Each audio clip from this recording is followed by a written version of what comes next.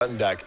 Gerard's deck, as we saw yesterday on camera, and as I can confirm after playing the match, definitely struggles with man lands.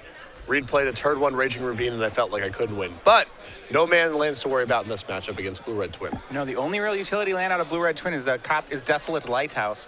Only one copy. We've seen a lot of players actually talk about, because this is such a twin-filled metagame, they're wishing they had maybe 2 or 3 copies of this card. It's really been an all-star. Yeah, whenever we've watched the Twin Mirror or Twin Square off against any sort of Cryptic Command deck, it feels like when the Twin deck has had Desolate Lighthouse, they've been able to sit back and sculpt the perfect hand. Yeah, and this is certainly a deck, so this is Sultai control deck out of Garard, where Ross will hope to hit the land. Garard does not have any copies of a card like Tectonic Edge, so if a Lighthouse is in play, Ross will get free reign on it. That said, Garard has a lot more card advantage than what you'd expect out of something like Abzan, and even if Ross gets the land going, Garard may be able to keep pace. So, by the looks of things, Garard has mulliganed to 5 and has kept his opening hand based on 2 cards, having not seen the other 3 yet. That is a Gerard-style play. Yeah. All right, well, we're underway, though. Ross on the play. He's going to go with Steam Vents into Grim Lavamancer. Passing back to Garard. Now, Garard doesn't have too many things that actually get taken down by that creature. Most of his guys, Tarmogoyfs, Thrag Tusks, Snapcaster Mage. You can get around Grim pretty easily. Not a very effective card against Garard.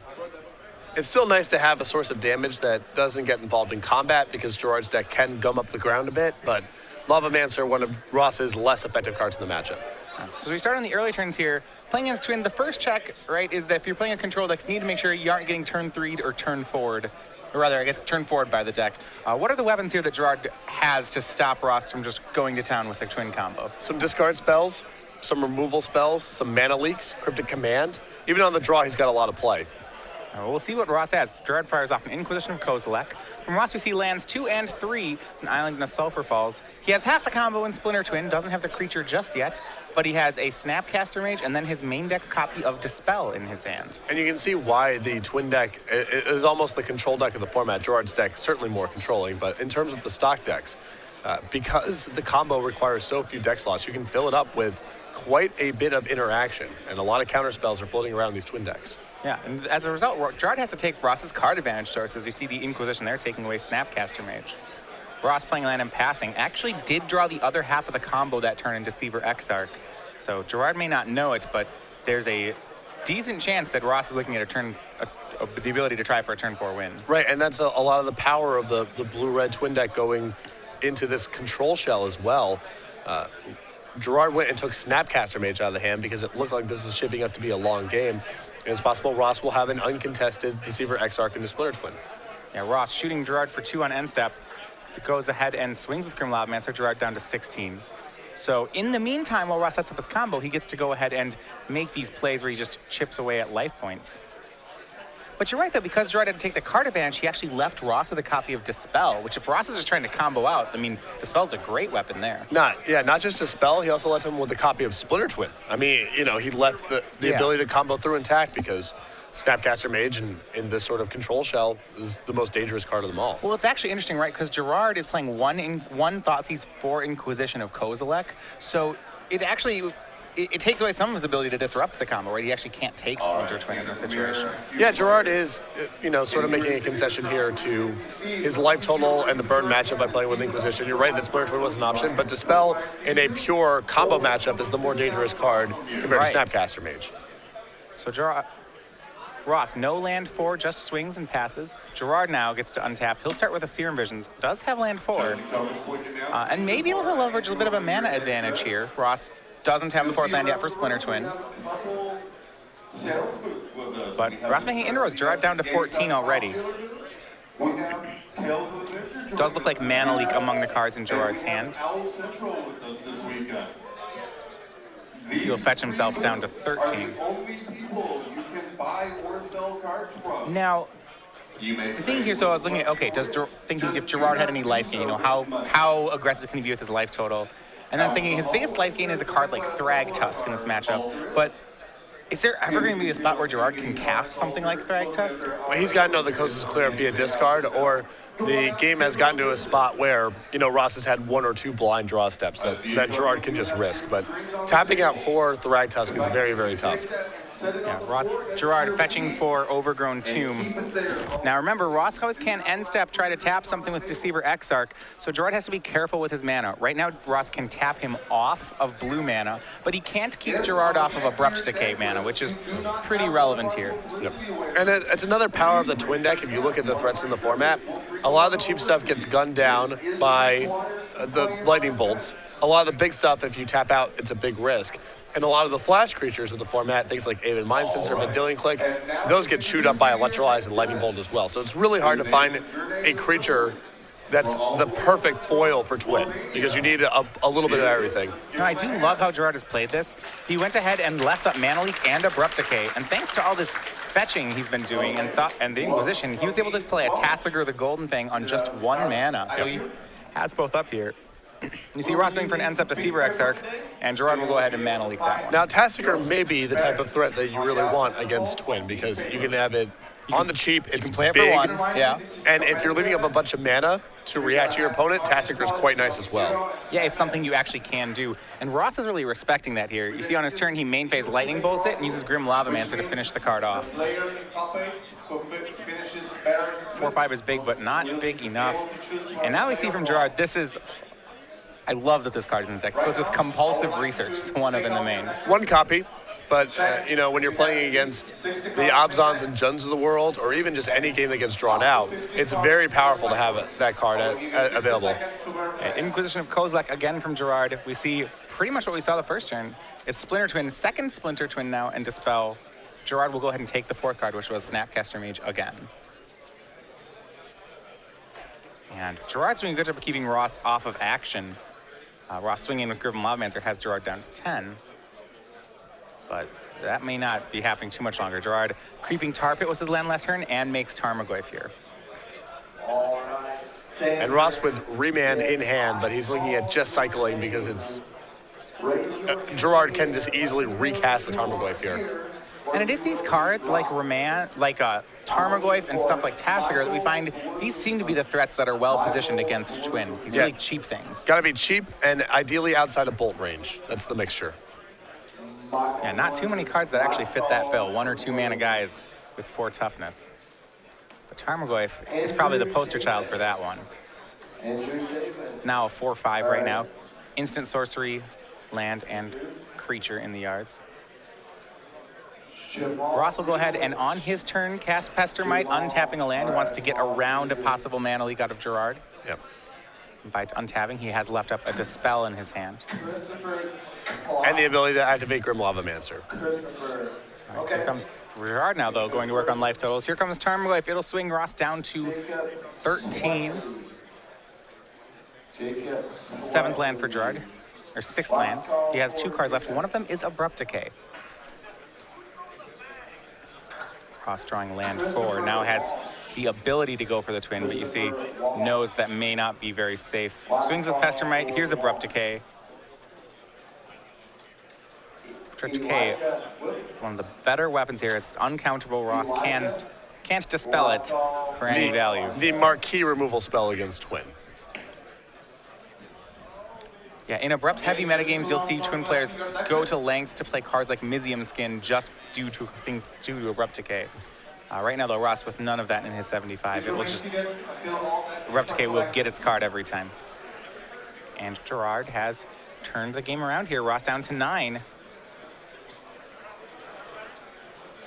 Only 2 more hits from Tarmogoyf, if we couple with the Creeping Tar Pit, should be enough to finish it off. And you see Ross not willing to use the Grim Lavamancer. He's trying to save the cards in his graveyard for the Creeping Tar Pit. And Garard, as a result of this, has not been activating his Creeping Tar Pit, even though he's had all this mana laying around.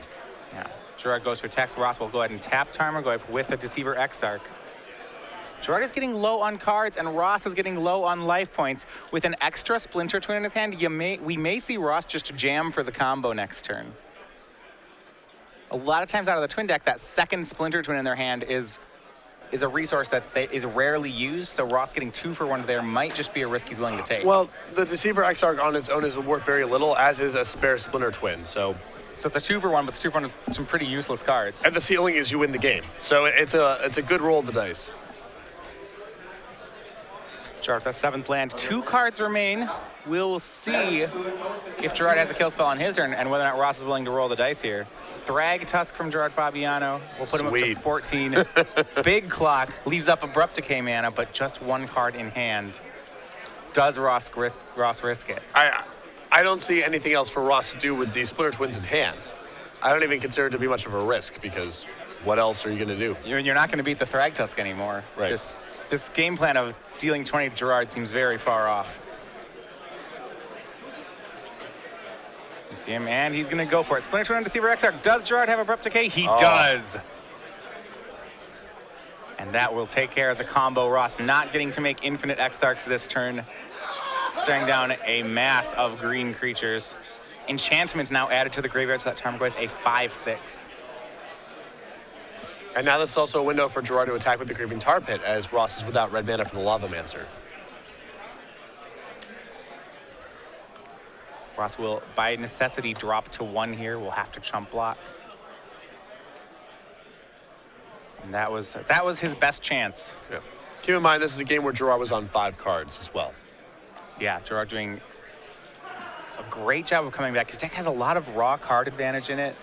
And especially card advantage when you look at the things that, Ross drawing something like Dispel and Second Splinter Twin. These are cards that have never been live for the entire game. So in a sense, it's like Ross was on a 5-card hand too. Yep. So the swing puts Ross down to 3. Gerard holds back the Tar Pit. He then makes a post-combat Tassiger.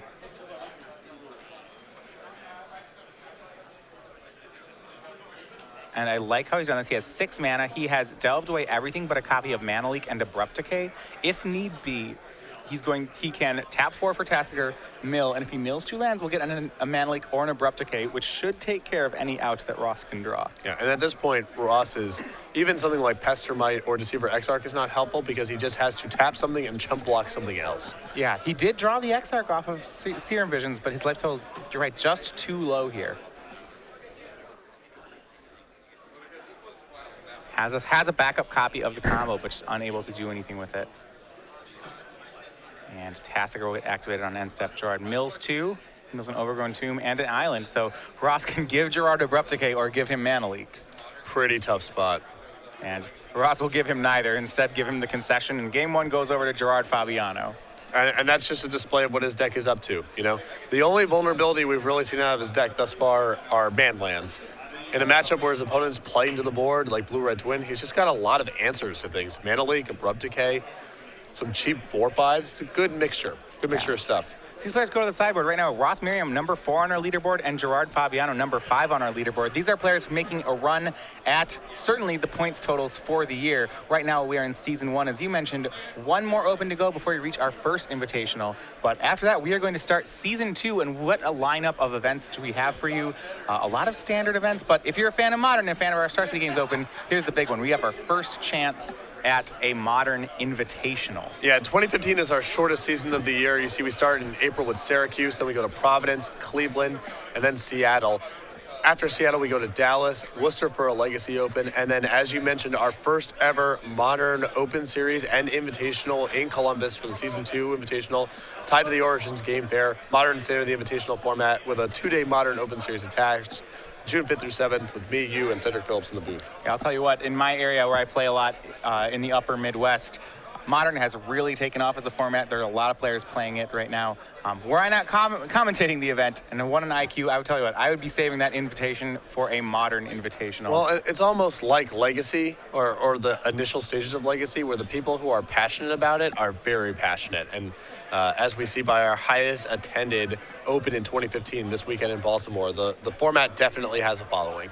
Yeah, I mean, I'll tell you what, there's a lot of great combo decks, and there's no Force of Will in the format. I couldn't be happier. Right. But you do have to wait a while. You don't get to kill on turn 1. That's the cost. But there's no Force of Will. All right, let's going ahead and moving to the sideboard. Gerard Fabiano up a game right now. Typically, this is a matchup that I think would get better for him after board. Right, he has access to 2 copies of Spellskite, 3 Disfigure, a Thoughtseize, 2 Feed the Clans, a Vendilion Click, a Nature's Claim, a Damnation, Sword of Temptation, Knight of Soul's Betrayal, and 2 copies of Fulminator Rage. A lot of good and diverse options. Pretty typical for Gerard's decks. Yeah. 2 copies of Spellskite, very good. Additional Thoughtseize, Vendilion Click, Nature's Claim, and Knight of Soul's Betrayal are all good options, and they all attack Ross from different angles. Yeah, so Spellskite can go ahead and steal the copy of Splinter Twin. Thoughtseize is great at the discard, as we saw that game was really effective. And dealing click much of the same. Nature's Claim actually is good in that it answers Ross's Spellskites, and if he goes for the combo, you can Nature's Claim the Splinter Twin to stop the infinite combo from happening. And lastly, and this is one I loved here, Knight of Souls Betrayal. Let's talk about 1-0 Pestermites or 0-3 Deceiver Exarchs don't really get the job done. Exactly. Knight of Souls Betrayal is not a card that screams, this is good against Splinter Twin, but the specifics of their creatures mean that it actually is quite effective. On Ross's side, a Batterskull, a Keranos God of Storms, a Jace Architect of Thought, 2 copies of Sower Temptation, a Dispel, a Negate, 2 Ancient Grudges, 2 Blood Moons, 2 Engineered Explosive, 2 Spellskite. I really like going big in this matchup because I think Ross's combo is pretty difficult to execute. So the Batterskull, the Keranos, the Jace, the Dispel, and the Negate, I think are all upgrades. Blood Moon is hit or miss against Garard. Gerard's deck was playing with 4 basics, so he does have a lot of protection against it, but if he's sloppy about it, or if he just happens to draw a lot of Overgrown Tombs and Watery Graves, Blood Moon can steal a game. I don't think Ross is going to bring him in, but it's not outside the realm of possibility. Yeah. So I want to actually talk about the Dispel in this matchup. It should be really good because Garard has, is going on a lot of removal. But we did see that last game where Ross had a Dispel in his opening hand and never had a target for it. Right. I mean, it's not like Gerard's deck is flush with targets, but I think there's enough quality ones where it's still worth having. Mana Leak and Cryptic Command, it's pretty helpful in battling those kind of cards. You can anticipate more instant speed interaction post-board, I think. Even though that's not really the case, you would assume Gerard's deck is the type of deck that's porting into more removal, more instants in general. Yeah, it only hits about 6 cards, but that said, it dispels such an efficient piece. It's so efficient at doing that, maybe Ross wants it nonetheless. Right. And Ross also just might not know Gerard's deck list. Gerard's deck has the feel of something with a lot of instants in it, even though in reality that's not the case. That's certainly true. I mean, it doesn't help that some of Gerard's instants are cards like Abrupt Decay, which unfortunately just can't be dispelled. Right, Gerard's deck 4, control deck, is pretty dispel-proof. That said, we'll go on to game 2 here shortly. A lot of times we are seeing these twin decks post-board getting away from the twin combo. And that's nothing new. You've seen these kind of conversions into Batterskull Keranos strategies for a while. A lot of decent hate cards against blue-red twin. Right, and because the deck is already playing with cards like Remand and Cryptic Command and other counterspells and Vendilion Click, it's natural for this deck to convert into a regular control deck. There's not that many slots dedicated to the combo. You can leave in some of it, a couple copies of Splinter Twin and a couple copies of the relevant creatures, but you can really get away from it. And the main deck supports that quite a bit by just playing with a bunch of generically powerful control cards like Lightning Bolt, Remand, and Cryptic Command. In some like you have to, because there are a certain number of cards that are very good against your combo, whether they're something like Torpor Orbs or even Illness in the Ranks. They're these very cheap cards that people really want to get at your combo. They certainly can. It appears as though Ross has brought in his copies of Engineered Explosives, which is a card he has 2 copies of in his sideboard. Something I didn't anticipate was going to come in, but looks like Ross has brought in. I think it's maybe he already knows about the Spellskites in Gerard's board. It's reasonable to assume. Well, anyway, they will trade some lands on turn 1. Gerard end-step Thought Scours himself. Remand and Scalding Tarn hitting the yard. Will help power up Snapcaster Mages if Ross gets them in hand. Second land in play for both players. No plays just yet. Pretty typical for each deck. You see Gerard sitting back on a pair of Mana Leaks right now. And Ross plays Stomping Ground for the turn. And a bit of a tell here, he doesn't actually play it untapped. Just goes for the tapped one, so no threat of the turn 4 combo. And I think that Ross would be loath to go for the turn 4 combo anyway in this matchup because it means Gerard has to have nothing for that to be good. No Mana Leak, no Abrupt Decay, no other piece of interaction. Land 4 for Ross here. You see he does have in hand a copy of Batterskull, Pestermite, Dispel. He'll be able to fight over these Mana Leaks pretty well.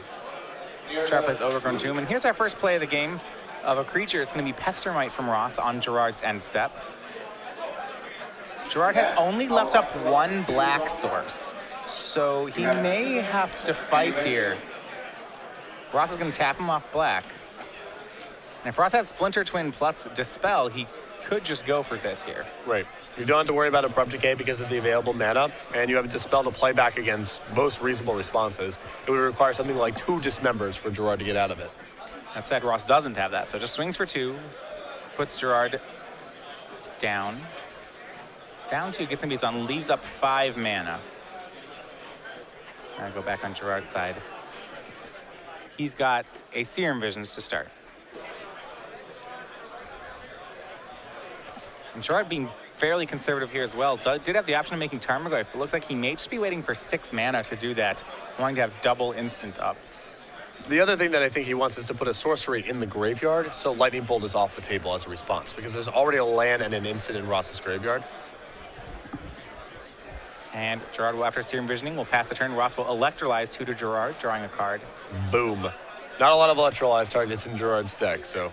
Yeah, but that 2 damage draw card actually is kind of feeding into Ross's post-game board plan anyway. Yeah. I don't think you should cut them, because the Lightning Bolts have got to be worse here. And we do see Ross drawing a copy of Blood Moon. Here's another swing from Pestermite, Garard down to 14. And Ross looks like he'll go for the Blood Moon with some Dispels. He has 2 Dispels up to protect it. And Garard just has one of those hands where he hasn't drawn any fetch lands, he's just on his dual lands. Blood Moon could be lights out here. Yeah, he would have to have Abrupt Decay for the Blood Moon. He can float black-green with it on the stack and then blow it up. But if all Garard has is a pair of Mana Leaks to protect himself from this Blood Moon, he's not going to be able to do it. And Ross going to go for this. See if we can fight. Does Garard have the Abrupt Decay or just the counter spells? Also, interestingly, if he has the Abrupt Decay, he may want to trade this Mana Leak with a Dispel first before Abrupt Decay. So we'll go for counterspell number 1, that gets dispelled. And counterspell number 2, Ross has the second dispel for it, and now Garard is locked off mana. And again, I don't think Blood Moon is going to be a hard lock against Garard in a high percentage of games. Like I said, it's high, one of those kind of high ceiling, low floor sort of situations, but this right here is the high ceiling. Right, Garard with all red mana. Spellskite, the only card he can play, and Pestermite comes across, putting Garard down to 12. And Ross now has free reign of his spells. He'll tap out for a Batter Skull this turn. Passed back to Garard, drawing another black card. And Ross will, the beats will happen as fast as they can. A swing for 6 in the works. Perhaps he even moves the Batter Skull.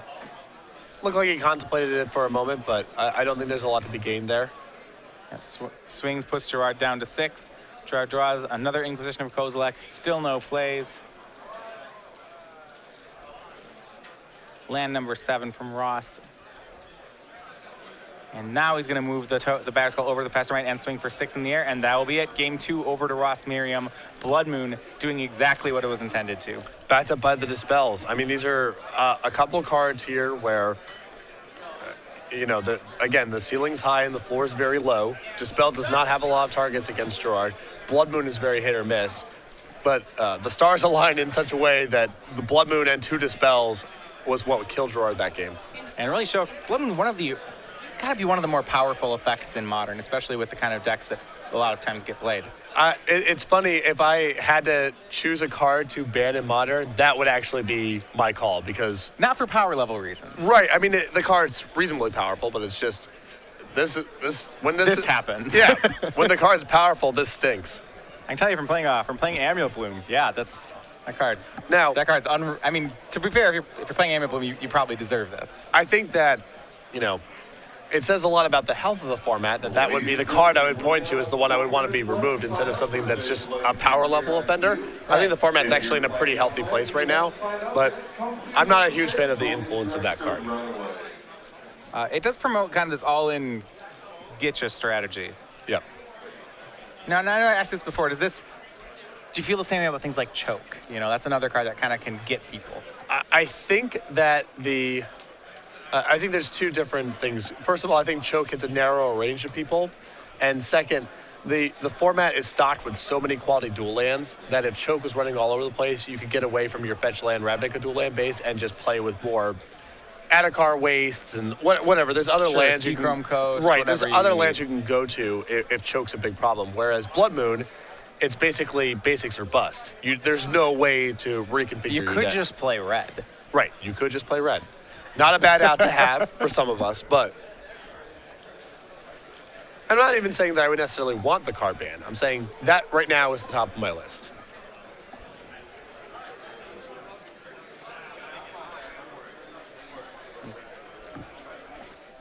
Yeah.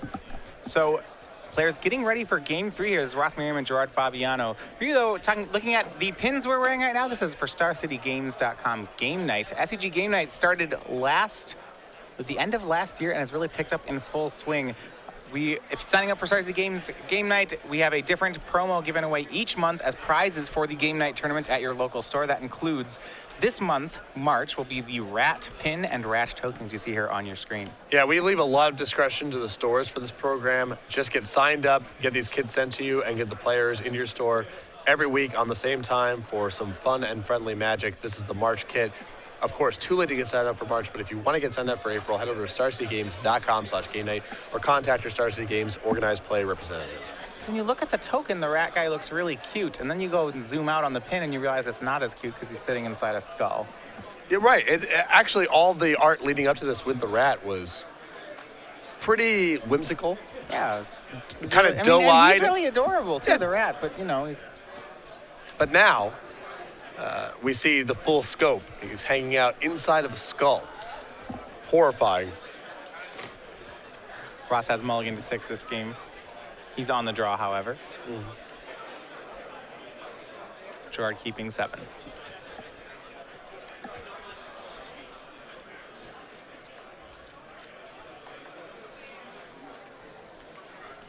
The last game shows off some of the power against, when you're playing against Twin, how it does seem like you need doing something proactive fairly early is certainly helpful. If you give Ross enough time, this idea that he'll go for a Blood Moon with double Dispel backup seems like something he can sculpt given enough part time in the game. Yeah, the strategy that I like to employ against Twin is get your work done up front. Don't sit there with a lot of reaction in your hand. Spend your first turn or two getting some threats on the table, and it makes all of your counters and discard spells so much more effective. The deck can play very efficiently. This is Twin I'm talking about. Can play very efficiently in terms of a counter fight, as you saw there with Ross. So you need to get something in play preemptively before you initiate that kind of battle. All right, Inquisition of Kozilek, the turn 1 play from Gerard, and we'll see what Ross's holding is. It's a pair of Sulphur Falls, a Remand, a Snapcaster Mage, Engineered Explosives, and Pestermite. So it's got a little bit of permission, a removal spell, half his combo, and then some value in Snapcaster Mage. Last game we saw Gerard just take Snapcaster Mages pretty much all the time. I think we're going to see something similar here because of the Remand and the Engineered Explosives.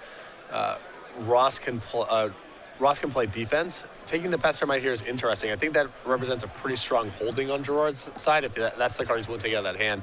So I thought he was just going to take some raw power, meaning either the Remand or the Snapcaster Mage. Well, second Inquisition may just take one of those. He does get to see that Ross drew a Vendilion Click for the turn, another pretty decent card on the raw power level of things. Right, put a card that's not that hard for Gerard to answer. He's got Maiden Golgari Charm alongside his Abrupt Decays. And he's going to go ahead and take Vendilion Click. It feels like there may be a card that Gerard's trying to protect, or that he has some sort of proactive game plan he wants to build toward. Well, based on what he saw so far, Ross is not going to have access to this Remand on turn 3, and Snapcaster Mage plus Remand is way down the line. So I think Gerard's trying to sculpt this game plan, assuming that he's got a couple clean turns to resolve something like Tarmogoyf for some other big threat. Yeah, Serum Visions is the leadoff for the turn. He's going to go ahead and scry. He could even do something like a turn 3 Tassiger here, actually. Yep. We've seen that from Gerard in several formats now. He's ramped to Tassiger faster than anyone I've seen thus far. Because if you're fetching for turn 1 discard spells, you can get that guy out very quickly. Yeah, turn 3 in the Standard Open, he won several times. Serum Visions looks like it'll split one between top and bottom. Actually, both on top for Gerard.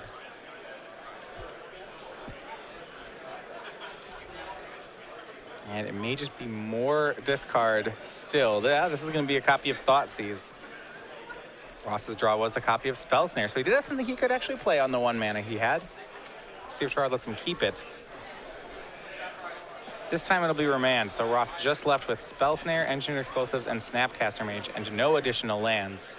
Pretty good window for Gerard to do some damage here. Yeah, and the Snapcaster Mage is still far away from doing anything. He needs one more land to be able to get to Remand. Yeah, he did draw his 3rd land there, but Gerard, now working with perfect information, knows there's not too much he has to play around just right now.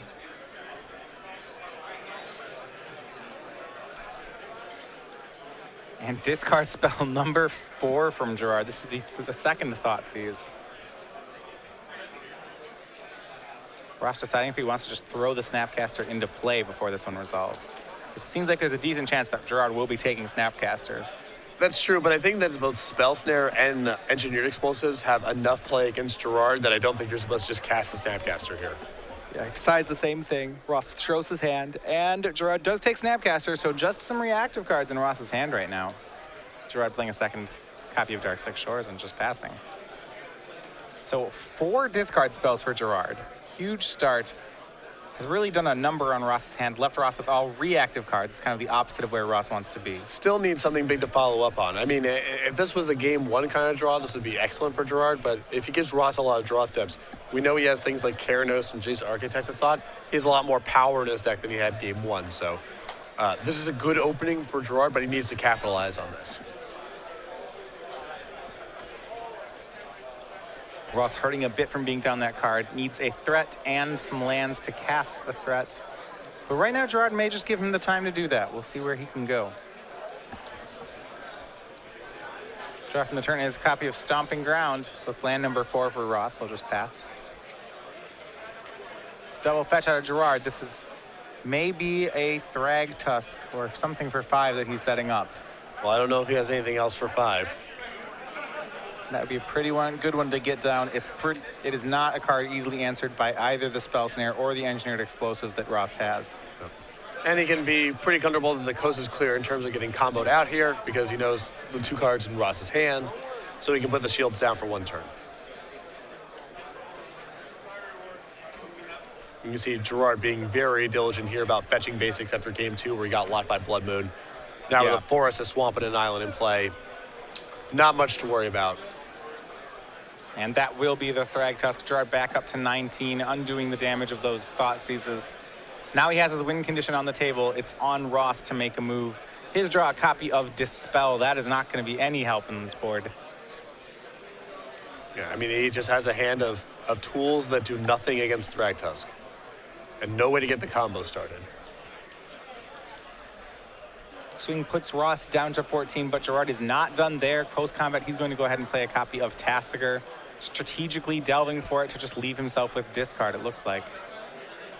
Copy of, he leaves us Serum Visions and an Inquisition in his graveyard for Tasigur. I think he's happy with either. At this point, you know, the Inquisition is fine, but he also knows that Ross has very few relevant cards left in his hand, so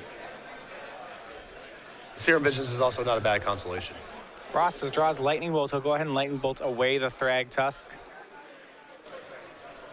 Garard will get a 3/3 here. Right now, Ross with no great way to win, and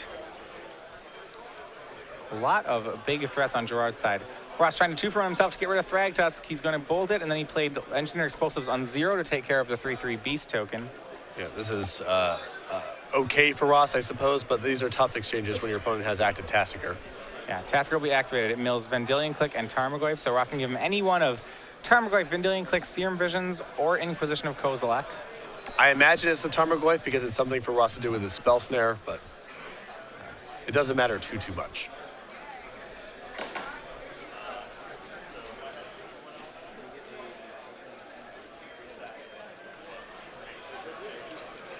Ladies and gentlemen, and Ross will give him, looks like, Inquisition of Kozilek. Stephen White, report to the stage, please. Stephen And Garard will go ahead and cast the card he got back. Sees Dispel and Spell Snare. Gotta be great news for Garard. He'll take the Dispel. You can see one of the last cards in Garard's hand is Cryptic Command. And that should pretty much seal it. Garard does have the mana to cast it here, too. Tasigur will swing. That'll put Ross down to 10. And Engineered Explosives will blow up the Beast token. Back over to Ross. Tasigur doing work.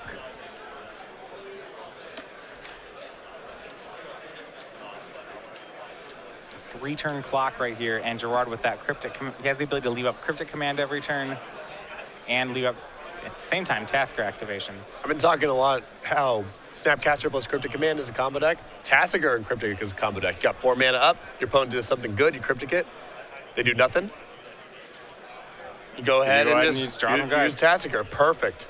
So Garard that time was given back Inquisition of Kozilek, which he used again to go ahead and take Ross's Spell Snare. Hits Ross down to 6, uses Tastiger again, mills 2 more. We see Abrupt Decay and Abrupt Decay added. Can't imagine. Well, Ross is going to go ahead actually and give him an Abrupt Decay. I think that the last card is in Ross's hand is a land here, and if Garard dials up the Creeping Tar Pit, we'll see a concession. Yeah, certainly Garard can go for it this turn, but with such a strong showing of cards in hand, may just go the safe route and do it over 2 turns. We see him first putting Ross down to 2.